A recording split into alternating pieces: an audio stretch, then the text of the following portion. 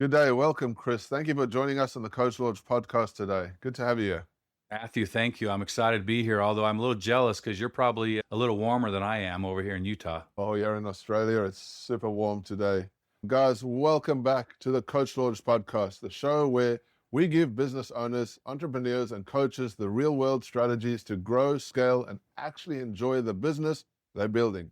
Today's guest is the definition of a battle tested entrepreneur. Over the last 3 decades, Chris has built and scaled multiple businesses, from a $15 million award-winning construction company to cutting-edge resorts and restaurants. And amongst other things, being a finalist in the Ernest and Young Entrepreneur of the Year, named to Utah Business Magazine 40 Under 40, and honored with the Big 50 Award. And he's taking all of those bootstraps and battle scars and putting them into work to help other founders. Today, Chris is the founder of Bootstraps and Battle Scars and Founders Exchange, where he coaches entrepreneurs, CEOs, and owners who are successful on paper but carrying invisible weight, helping them regain clarity, momentum, and confidence through practical frameworks. Let's dive into how to lead with grit and grace, build a business that actually serves your life, and stay sane when you're fighting the good fight. Chris, welcome to Coach Launch. Thanks, Matthew. I am super excited to dive into this today. We were talking before, and I've got some of your notes here, and we've got a lot to cover today. So to keep things spinning forward, let's jump into it. So tell me, what are some of the things, so that people know who you are and what you've been up to? What are some of the accomplishments, some of the great things that you've accomplished so far that we can kind of dive through? That's a good question. I've been doing this for a long time, and I did the math the other day, and of the last 39 years that I've been working as an adult, only 4 of those years I've worked for somebody else, and that started when I was young. So I've had a lot of different opportunities. I've been in several different industries. I've had a few exits. I've been able to sell some businesses. I'm what you'd call an entrepreneur. That's a word I kind of coined a couple months ago because, everyone says serial entrepreneur, right? Well, I'm like, yeah, I'm an entrepreneur, and like most entrepreneurs, we get something rolling. We're visionary. And then all of a sudden we see another shiny object and we take after it. So I have a long history of that. But yeah, I've had some great successes over the years. And I've received some awards. Those are always flattering and kind of cool. They certainly don't pay the bills. They look good on the wall to have these nice shiny plaques that say, hey, you've been successful. But yeah, I've had some success. And I just had an exit just towards the end of last year. We sold our last restaurant. We got into the restaurant business for a little while. And that was, the restaurant business is tough. It's different than anything I've ever done before. It was really cool because there was a lot of my personality in the restaurant. As you can see behind me, I love hot rods and Harley Davidson motorcycles. And so that was a theme of our restaurant. And so it was really cool that way because people could see my personality. But man, it's a difficult business. So I was fortunate enough to have an exit and actually get some money out of the deal. That's when I decided to lean into this coaching gig. I love helping other people. I love serving others. And so this is a great way for me to give back to the community. What's interesting is that to exit out of a restaurant or to sell a restaurant is not an easy thing in and of itself. Like I read a statistics the other day about restaurant owners, and it's one of the most failed businesses in the world, which is probably quite true because it seems easy to get into, and a lot of people kind of go in that direction. However, there's a lot of complexity in a restaurant. It's And competitive. Got to keep your reviews up, and there's so much in it, right? oh, yeah. And people will tell you, restaurants are easy to open, but they're really hard to keep open. I mean, that's just the saying, Yeah, right? And yeah, yeah. and there's so many moving parts and you're so reliant on the general public, so everything has to be perfect. And it's amazing how quick people are to give you a bad review. I mean, you can have 10 5-star reviews and then all of a sudden somebody comes in and gives you a 1-star review, and I take that personal. I mean, I used to read and respond to every review in all of our restaurants. Wow. There were some days when that really kind of pissed me off when I had to respond to some stupid review. But it happens, and we used it as a learning experience. We'd go back to our team, and I'd always read every review. I'd read the good ones, I'd read the bad ones, and we'd use that as an opportunity to get better. But yeah, If you ever want to get into the restaurant business, Matthew, you call me up ahead of time and I'll give you the truth and talk you out of it. Don't do it. Talk you down the ledge. Yeah, I'll help you. I hear you. I hear you. You have to have a lot of systems and the right attitude. There's so much that needs to happen for a good restaurant to work. Obviously, there's an industry of it that has success, but it's not for everybody. And here's an interesting thing you just talked about, the reviews, right? There's nothing worse than having a business where you're chained to the reviews. We have a real estate business and we've done guest houses and that type of thing in the past. And my partner is also very good at systems, and she would set up these guest houses perfectly, like really high quality. And then you would have some person that's coming along and giving you this bad review for no particular reason. Then they had a hangover, say, or something, right? Nothing to It do, would be, nothing to do with you. Did yeah, everything perfect, but yeah, I might have someone come in and we used to make really good street tacos in our restaurant. I mean, people loved right. our street tacos. Well, what, like I said, Yeah, I'd have 10 5-star reviews, best taco I ever had. And all of a sudden you have one person that just doesn't like our seasoning or doesn't like how we, it's something weird about it. And then they have to go give a 1-star review for no reason other than that. I mean, I'm telling you, yeah, you can do everything spread it. right. Everything right. Yeah. Or they might come into the restaurant hungover and they're not feeling good. Sometimes, you have people that work for you in the restaurant and they're people and they're not perfect and they're going to have moments where they don't do their best or they're busy. And, there's a line Yeah. where we're packed and people get upset about waiting. Well, sorry. What can you do, right? It's tough. Yeah, yeah. Yeah. And it's a tricky gig. But here's the thing. You've run multiple businesses. You've been very successful. And to exit out of a restaurant is very good. So well done for that. I have to say, not many people get to do that. Usually they're shutting the doors and closing down and Well, off they go, right? yeah. Yeah. So amazing works. Now, tell me, you're into business coaching. You're helping entrepreneurs, CEOs, and people elevate their game. Tell me a little bit about that and why should people listen to you when it comes to this? You know, over the years, I've always sought out mentors in my life, people who were in my business, people that I respected, people that I could talk to about, how to run a business or the ins and outs. And I'll have to admit, early on, when I first got into business on my own, I had a mentor who told me, he said, Chris, don't be afraid to go find somebody in your own industry who's doing it and doing it right. And don't be afraid to go sit down with them and say, hey, help me. And I did that. I started doing that. So I found that, like, for example, the restaurant business, I have two really good friends here locally that own restaurants and they're successful. They're doing it. They're making it happen. Well, they were really cool. I could go to lunch with them and sit down and talk to them and we could talk about the business and they would share with me stuff they're doing and they would ask me for what I was doing. And we all had this really, abundance mindset where, one of the restaurants is literally 3 blocks down this road from my restaurant and we are competition. But, he is so good at what he does. He's been there so much longer. He was not threatened one bit about me being down the street. And both of our philosophy was if we could help each other be better, well, that's just good for the whole industry. And so I always had mentors that I loved having in my life. So as I became older and I became the wise one that people came to me that wanted me to help them, that was a little flattering, but I like I said, I love helping people. So I became a mentor. I helped other businesses. And so when I had this last exit and I was trying to figure out what I wanted to do, because I can't just sit around and do nothing, I decided this was a great opportunity to take all those experiences I've had, the good, the bad, the ugly. I've had some failures. I've had my teeth kicked in, so not everything's perfect, but even those failures are great learning experiences. And I can take what I learned from failing and I can help somebody else avoid a scenario that might cost them money or cost them, whatever. But for me, I'm not taking, my college degree because I'm so smart. I went to college and I got a degree. I'm not doing that. I'm taking real world, real life experience that I've had and helping other people apply it to their business. And it's worked. I love sitting down with these other business owners and helping them any way I can and sharing my experiences. Or sometimes I'm just an ear. I'm just sitting there listening. I'm there for them to vent.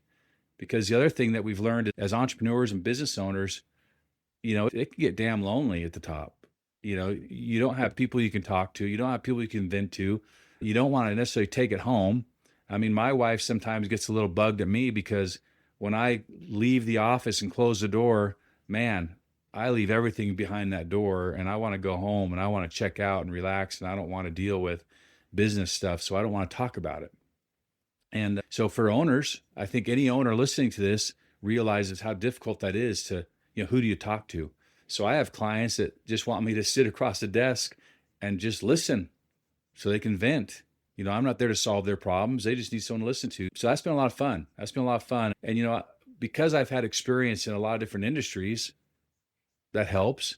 But quite frankly, running a business, no matter what the industry is, there's a lot of overlap and a lot of skill set that you can talk about that can help anybody, no matter what the industry is. I've been learning new industries. I've been helping other owners and founders, and it's been cool. So your question is why should they listen to me? Well, I've done it. I've been there, done that. Most likely I've been down that road. I've had that failure. I've had that success. And so I think I'm pretty well qualified to share some real world business advice to anyone that's looking for it. Amazing. And here's the thing that I've learned in business and growing our businesses and creating wealth is you can't do it by yourself. You've got to have other people around you by your side. Your network is your net worth. And just having one conversation can totally change your whole life, your trajectory in your business. Oftentimes, it's the conversation that we as entrepreneurs have with somebody, say, for instance, speaking with you might not be delivering any expertise, but the conversation that you guide and direct can open up insights that you never thought about before because you're speaking to somebody experienced or somebody who's an expert. And so you say things and you say, well, have you thought about that? Boom. And that can change lives. I've seen it many, many times. What are your thoughts about that? Well, and Matthew, you know this very well, but sometimes when you're in the middle of it, you don't see. You kind of have blinders on. You don't really see what's going on around you. And so having an extra set of eyes can open up, different, like you just said, there could be an opportunity sitting there that you're just blinded because you're so focused that talking to somebody else, they could ask you that question or say, what about this or what about that? Or maybe, I've been in that situation. I say, hey, have you ever considered going down this road? There's a great opportunity to open it up. And I think for the most part, 2 minds, 3 minds, 4 minds are better than one. And if you can work together, you're going to be so much more powerful and create some great results. So yeah, I'm a big fan of that. Absolutely. Tony Robbins talks about pattern recognition. And in life, we got to understand the patterns in life. And when somebody like you has been experienced in doing stuff for so many years, you pick up a lot of patterns, right? And you understand there's certain things that do and don't work because you've experienced the hardship or the breakage and the successes. And so a lot of new entrepreneurs don't have those pattern recognitions yet. And a lot of us, when we start out in business, we're like, I can do this, I can do it all by myself. But Yeah. having somebody who's already recognized so many patterns in life and in the world, how much that shortcuts the process from where you are now to where you want to be. Yeah. What do you think about that? Well, those are wise words. And for a young entrepreneur, I've learned those lessons. I've learned that there's actually people, because as you mentioned, as a business owner, as an entrepreneur, we're really smart. We know everything and nobody does it as good as we do it. Right. And it wasn't till early on in my very first company, it was a small company. I had 2 fellows that worked for me. We were general contractors and I did all the work. I mean, and like I said, no one could do it as good as me. So I had my 2 carpenters working with me and we always did every job. Well, I hurt my back. I had a really bad accident and hurt my back. And I was stuck in bed for 2 weeks, couldn't get out of bed. And so at that point, I had to rely on the 2 guys that worked for me to go do the work. And what I realized is they were actually better than me. I mean, I admitted that, right? But they actually did the work better than I did. And when I got out of bed and was able to get back to work, it still took me a long time before I could actually physically work. But I Right. started focusing more on getting new business and giving them the work to do. And then I split those 2 up. And now all of a sudden we're doing 2 to 3 times the work that I was doing when I was healthy. And it was that experience right there that taught me that, hey, you can do a lot more if you have good people and you train them and teach them on what you want done and then let them go do the job. And so, that's something I learned early on that, maybe other business owners won't have that opportunity to have a back problem where they get forced into not being able to work. But I can share that experience with them. I can share, hey, this is what I learned. And man, I learned that there's people out there that do the work better. So as long as you can give them some direction, give them some guidance, hold them accountable and treat them like they're going to be awesome and they're going to do a great job. And that's the only way.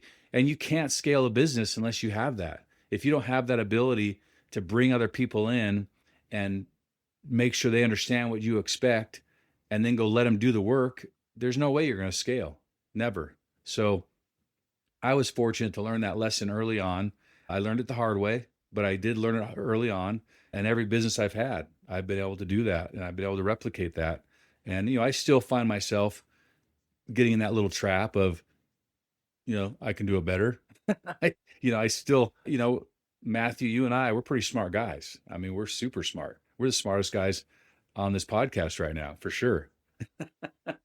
But, sometimes, so yeah, I think that's an important part of this is learning to recognize those opportunities, learn how to, lead other people in an effective way. And that's really the key to scaling to success.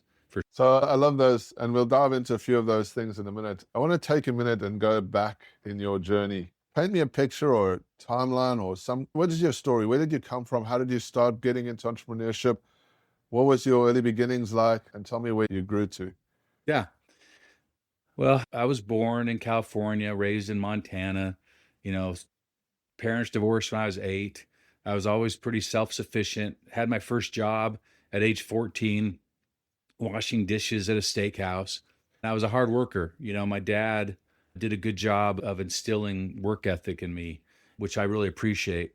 My dad would always tell me how I can do anything I want. As a kid, you go, yeah, whatever. You don't listen to your parents or what do they know? But my dad would always tell me that, and it's sunk in. And so when I became an adult and started working for another company, I had what we call an entrepreneurial seizure, and I decided that I could go do it myself and do it better. So I went out and started my own company, and that was a construction company. It was me and a truck, and I started working for other people. I didn't have any formal training, but I worked for other people that did it. People would ask me, hey, can you do this job? And I'd never done it before, but my answer was always, yeah, I can do that. And then I'd go learn how to do that and then get the job done. And I just kept moving on. At the height of my construction company, we owned 4 different companies. We were a contractor. We built new homes. We remodeled homes.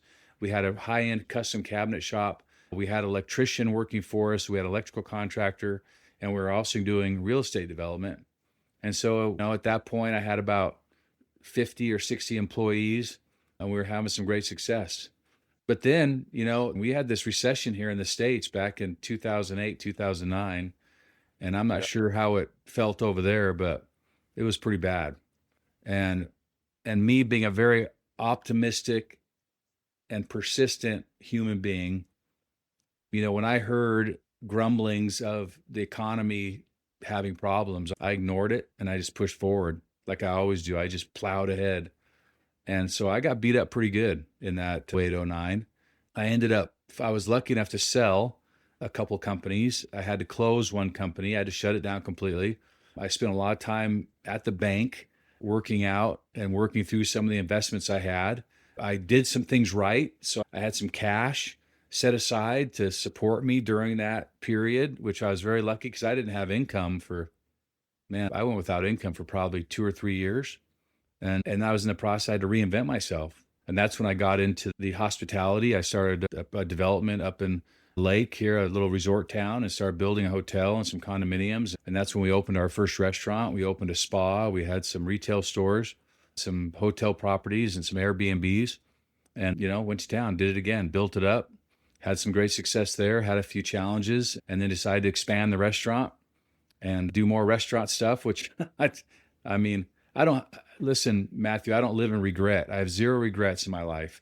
It's like, I like who I am today, and I am a result of all those experiences that happened to me. Right. And so I have 0 regret.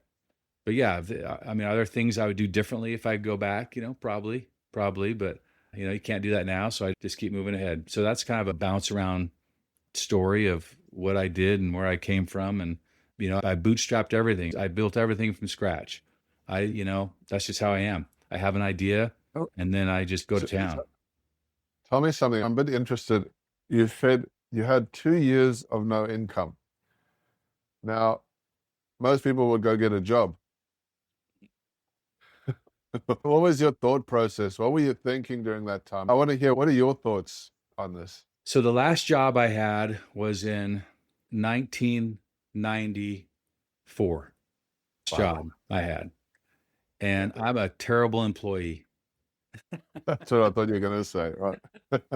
Yeah. And it never, you know what, funny, but that thought never entered my mind. Actually, during that recession, I never entertained the idea of getting a job. It's just not how I'm programmed. So I was always just looking for, okay, what's next? Yeah. We learn. So what's next? And then that's when I went to work on what's next. So yeah, never even thought about getting a job. So interesting. That is such an interesting concept. And yeah, that's the thing about entrepreneurship, right? Like I didn't work in a job for many years. And the thought of going to work in a job, like it just doesn't even comprehend. Like as you said, you become employable or you're a bad employee, which is what I was too. And that's the thing that you got to understand, right? Like it's like you put your back against the wall and now you got to just keep moving forward. That's how I think anyway. Yeah. And although, when things are tough, there's moments where you think, oh, it would be so nice just to get a paycheck and just leave at 5 o'clock and be done and not have the stress. You think that, but Matthew, your mind works the same way. You think about that for a minute, and then you think of all the reasons why that's a terrible idea. You think about working for somebody else. You think about being told what to do. You think about all of a sudden all the other things come into play, and then you're like, okay, well, forget that. Now I'm just going to keep going and do what I do. We help people these days sell high ticket coaching programs and we do event consulting. But if I wind back a few years, when we hit the GFC, and you talk about losing everything, I lost everything as well. My business totally blew up in smoke and had really nothing, like no opportunities. And I had never worked in a job before, except maybe as a waiter back Yeah. when I was really young. Yeah. And so my opportunities were very limited for me personally. I went into construction and I had I really didn't have anything. I started sweeping floors in construction. Like that's how bad it was. Yeah. And what I found out in construction though is, I mean, you got good people, but there's a lot of lazy people in that industry as well, right? And Yeah. it's very kind of protected, especially here where we stay. And so I found that if I put my hand up and did the extra, you know, needed help on a Sunday, needed this extra thing, I found that people started liking that, especially the people that were running the businesses, right? Because Yeah. they obviously want people that work hard. And what was very fortunate for me in my entrepreneurial mindset was that in no time I was able to build up a career in that. And in about, I would say 5 years, I was running 100, 150, $180 million projects from no skills, no experience. Anyway, for Yeah. me, that was a really bad choice because what happened was I then got caught up with these golden handcuffs. Because I Yeah. was doing this job so well, I limited myself. I kept myself in getting a wage, right? Because when you get a wage, you can't make more money, right? It's a cap. And I thought this was great. I was earning good money. And the pat on the back that I was getting for doing the job good was like, it motivated me to just stick around in this thing. And so, unfortunately, on the other side of the coin, the two directions, right? I got stuck in these golden handcuffs doing a job that I hated for too long, doing the thing, until eventually I decided to burn my bridges. Yeah. Brings me to where I am now. But if you're working in a job like this, it's the worst feeling, right? You got a cap. You can never really scale past that cap, and it sucks, right? So good on you for not doing that. I made the mistake. Yeah. I wish I hadn't. I moved to Utah in 1993, a young family. I was married, had one kid, and I didn't know what I was going to do in Utah. I didn't know what I was going to do for a career. So I just went and got a job. And I thought, I'll do this job for 6 months And then another opportunity came up and I was recruited to do another thing. So I went and did that for 6 months. And then another opportunity came up and I did that for 6 months. And that was in construction. And that's when I realized that, hey, this is kind of cool. I've always liked construction, and everything I always did, I was very professional. And I'm sure it's the same in Australia, but the construction industry isn't always known for being super professional. The larger companies are, but a lot of the smaller home builders and remodelers just aren't known for, they don't have a reputation of being very professional. So I thought, if I could bring a level of professionalism and a level of customer service into the residential construction world, I would have an advantage. And that's exactly what I did. And that's why we had so much success, because we would show up on time. We would always do what we say we're going to do. If we gave somebody a budget, we stuck to the budget. If we told somebody the job was going to be done, we made sure the job was done. So we were very professional in how we did the work, and people loved that. And then, you could charge a little bit more, you get referrals, and then you get a reputation as being really good at what you do. And that really helped my business scale. And I'll have to say that was like what you did. You showed up on a job site and realized that, man, I don't have to do much to set myself apart from everyone else. And you did it. You started setting yourself apart, and then you started getting more responsibility. And yeah, you were certainly tightening the handcuffs on yourself, but that's just how you think. That's how I think, is do something better, do something different, provide a level of service that the customers are impressed by. And that's very important to having success. So good. Is that something that you help people with in your coaching, like to get those types of systems set up and working? Because it's not an easy thing to do. Let's face it, right? Like most entrepreneurs get caught up in this running around like headless chickens, trying to do so many things. I love the context of you talking about finding those people to fit the gaps, but those things are not easy. How do you help people kind of define or break through or work on getting and hiring new people and doing that thing? Wow. Increasing the level of delivery. And that's a tough one, because the employment pool is such an important part of your business. So every business I've ever been involved in was very customer service oriented.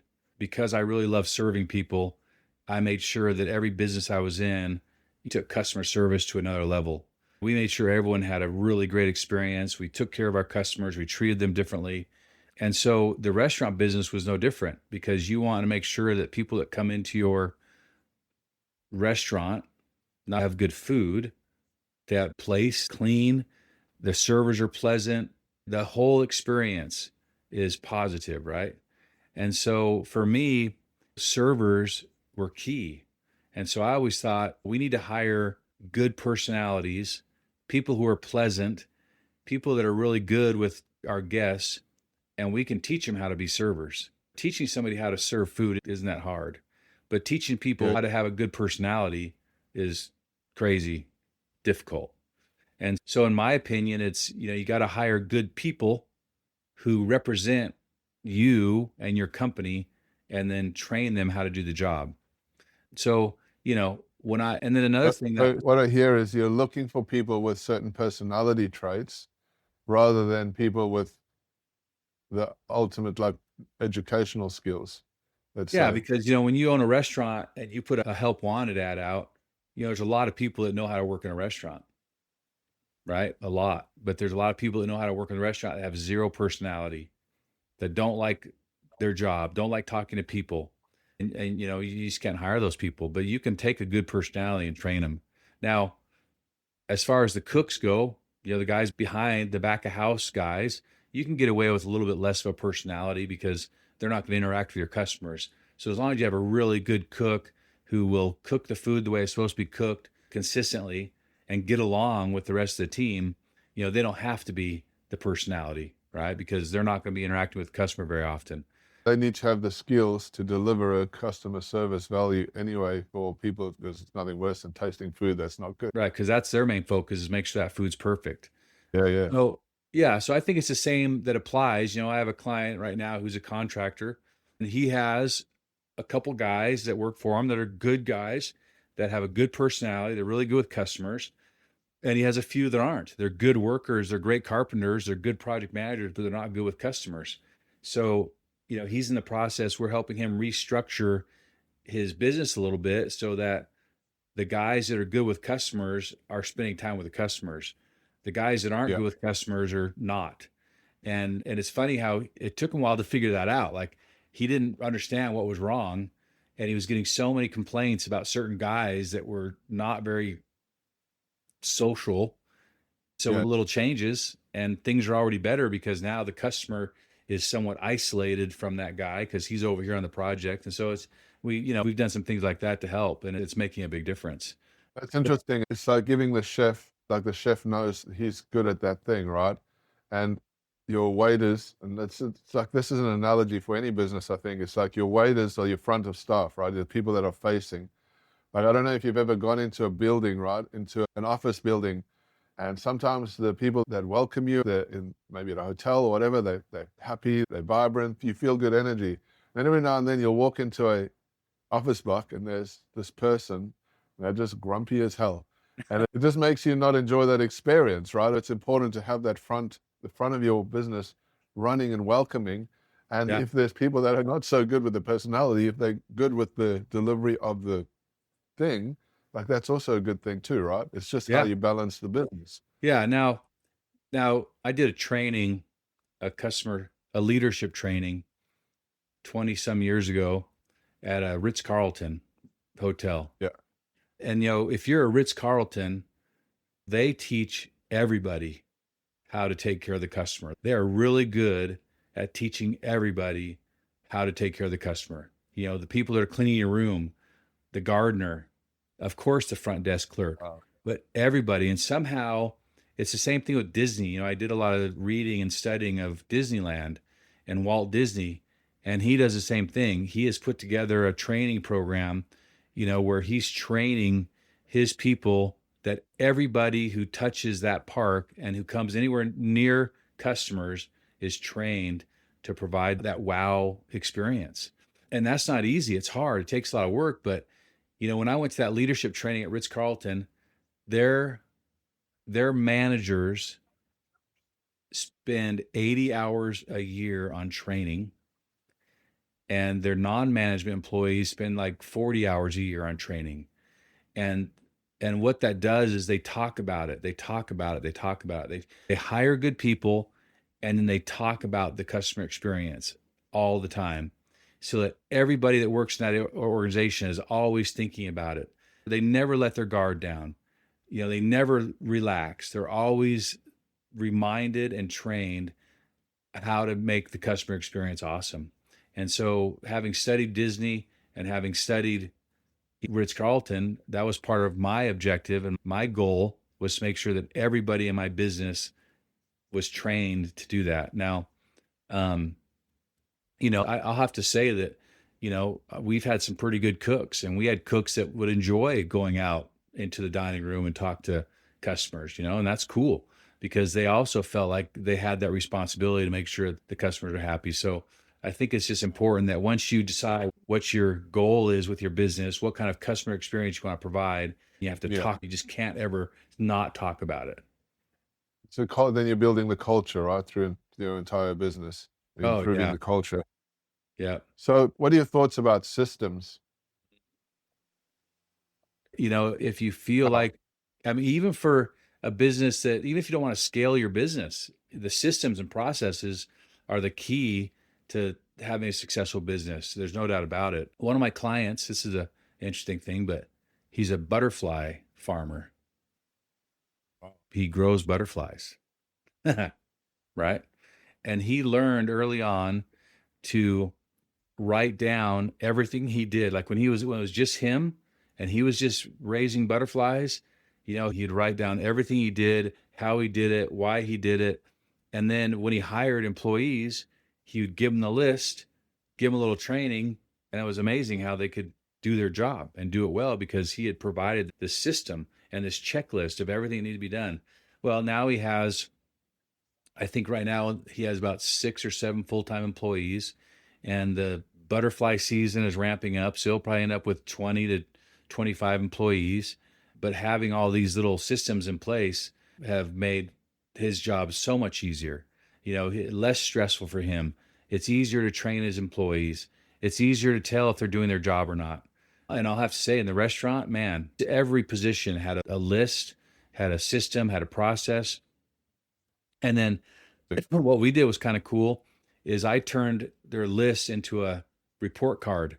So the job they were supposed to do, and we would rank, we would judge it on how they did. And then I'd put that into a spreadsheet and it would spit out a grade. And then every week I'd post the grades for all of our employees on the wall in the break room so that everyone could see how they ranked against their coworkers.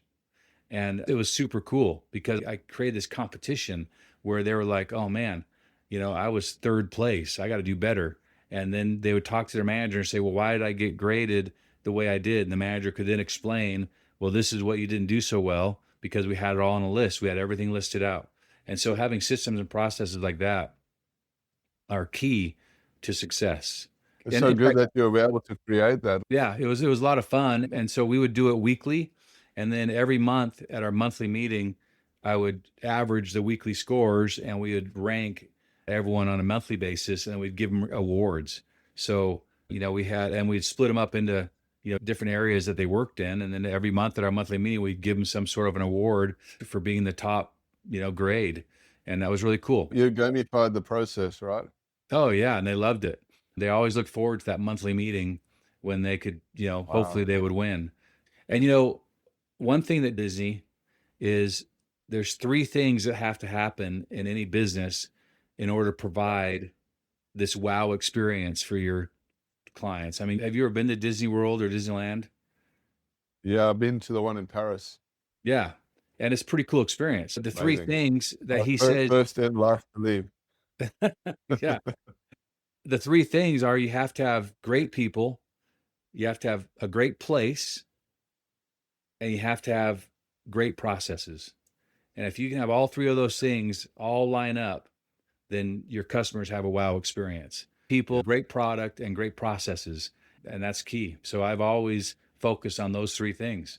And it's worked. We've had some great success as far as the customer experience goes that we're pretty proud of. Amazing. That's so cool. And I can totally understand it. I mean, like doing that gamification process, when you started talking about it, I was like, wouldn't some people get annoyed with that thing? But I think it's how you delivered it because you said everyone looked forward to the meeting every month to have fun with the thing. And so even though you're doing these things and grading people, it's not so much about putting them down, but building them up, right? And giving them ability to want to do better in that thing. Because I've seen that happen in some industries where people go like, oh, like it's not something that they want to be graded or they want to like feel like if maybe they don't get a good enough mark, they're not so good. So talk to me about how you created that culture or how you created that environment where people would be like, I'm looking forward to this meeting now. Like, even though you've graded them, like, how does that, like, that sounds so interesting to me. Yeah, well, we used to have a lot of fun with it. Those monthly meetings, we would recognize birthdays, we would recognize anniversaries. My goal at this meeting was to help our people feel good about themselves and to help our people enjoy working there and enjoy coming to the meeting. So we were always giving stuff away. We would show up at those meetings with like a table covered in, candy or prizes or whatever thing that our manager would buy. And so I always tried to make it fun. And I wanted our employees to get, you know, in the real world, where do people get positive reinforcement? Yeah. Some people go to church, maybe they get it at church, but for the Yeah. most part, they don't get it unless they're reading good books and most people go home, they watch a movie, they watch some dumb reality TV. They're not getting any positive reinforcement. So my objective was to be that source of positive reinforcement or positive enlightenment to them. And so that's why it was important for me to, when we had our meetings, we made it fun. I usually give a little speech about something fun and how we can do better and how we can improve our lives. And I always made it light and I always made it fun and we'd give away stuff. And even if somebody, we had this little award called Above the Line. So if a manager saw an employee doing something above and beyond what their job was, they would let me know. And then at that monthly meeting, I would give them a special little award. Maybe it was cash, maybe it was a candy bar, maybe it was their favorite drink or something. Say, we caught you doing something more than what was expected of you. And we appreciate it. And we would recognize those people. So for me, I tried to focus on that. I tried to make it fun. I tried to, you know, give them something in their lives that was good, make coming to work a Yeah, good time, So it's not easy, but that's just how my personality is. I always figured, if I want every one of my companies to treat my customers well, then maybe I should treat my employees the way I want them to treat my customers. Seemed to very work good. pretty Yeah, it seemed to work pretty good. That does a lot for culture and does a lot for boosting your business. I don't think a lot of people realize how important that is to be able to create that culture in business, right? I'm loving this discussion. Like, there's so many paths we could go diving down into this because it doesn't just relate to restaurants. I mean, we're talking about restaurants, but this is across the board for multiple businesses, any businesses, right? That type of infrastructure, looking after your staff, finding the right staff, finding people. And when you got the right people, I mean, we talked about personality, having people the right fit. I mean, that's obviously, if it was easy, everyone would be rich, right? So you've obviously developed some really keen systems and processes and understandings in all of this stuff that you're talking about, which is very translatable across multiple businesses. Like, and I'm thinking about all of these things. So talk to me about your way of doing and helping people, like your systems, your processes, and what you do with people.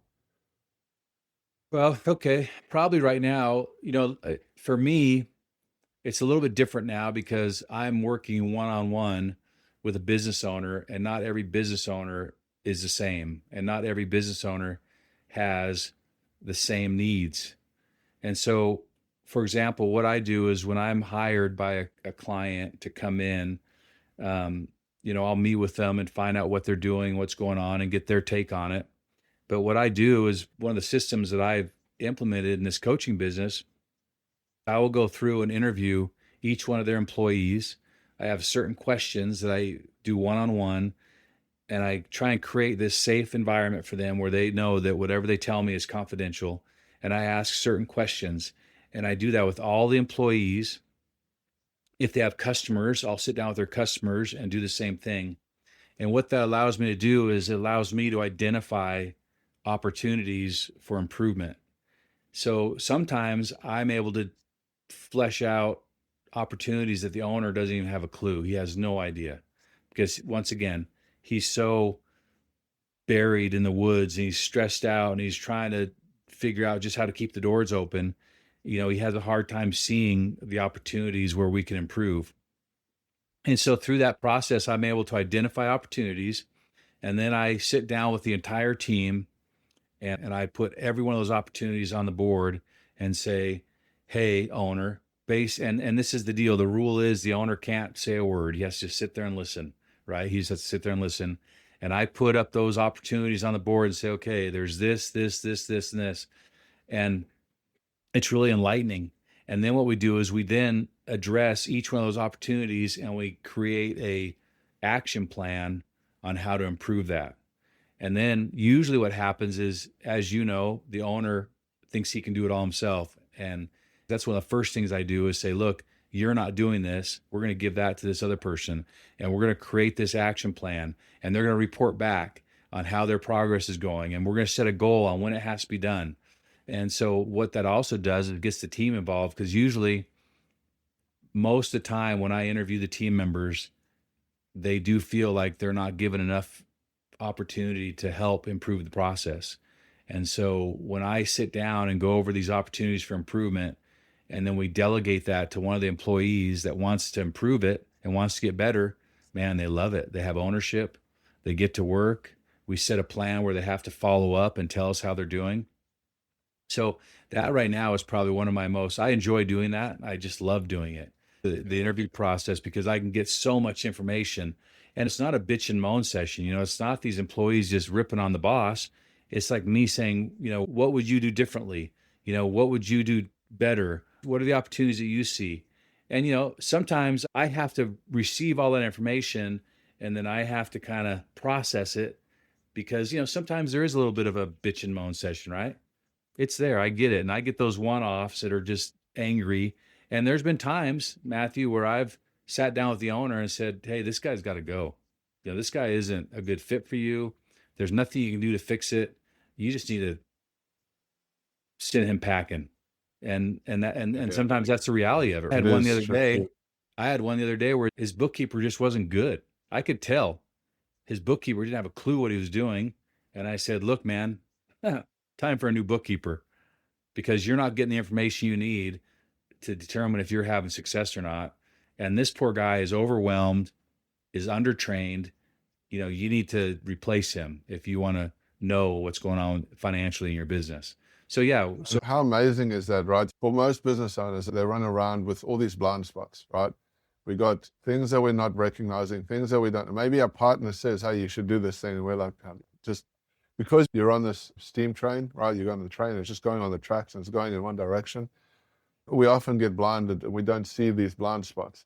What I love about what you've just said is that you've brought in your experience, your knowledge, and you're helping people to really bring in those blind spots and to be able to get more clarity and understand there's better opportunities here and what you can get rid of so you can go forward faster, right? I yeah, love that. And it's like, if you want to be the best entrepreneur in your business or grow your business fast, you need somebody in your business and life that's going to be real with you. Is going to tell you, hey, this is the reality. This person is not good for your business. Now you can take my advice or not. It's up to you. But hey, what I can see is it's not good. And if you're coming from that perspective where you've seen things in your business, personally in your growth, helping other people, like that's so invaluable because we don't get that, right? yeah. And I'll have to say, I think like when I first started doing this a lot, I would sit down with the owner and, most of the time, because I have so much experience, most of the time I think I already know what the answers are going to be before I even go interview the employees, right?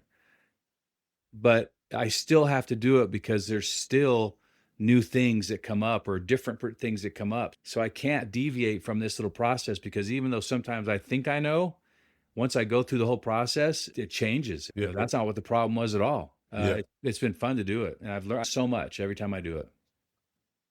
One of the things I've learned in my business is that if you want to get the right answers, you've got to ask the right questions, right? You've got to ask the questions, whether it's customers, whether it's your staff, whether it's whatever. Questions give you depth and understanding. Sometimes we don't want to ask the right questions. We don't know how to ask the right questions. So that's, once again, super valuable. I mean, think about this, right? You have a staff member and they're quiet and they've been doing this thing for a while, but they're watching, right? They're watching what they could do, they're coming up with ideas. Maybe things are welling up inside of them. They never get to speak about that or give ideas or talk about that oftentimes. But you come along and you're asking them this question and like all of a sudden they're like, oh, I've had this great idea. I thought about that. Now it opens up and you might not have seen it. The owner's never seen it. And now this guy has got like this great idea and you go like, oh yeah, how good is that? Like you're bringing the business into a full fruition. Yeah. Cool.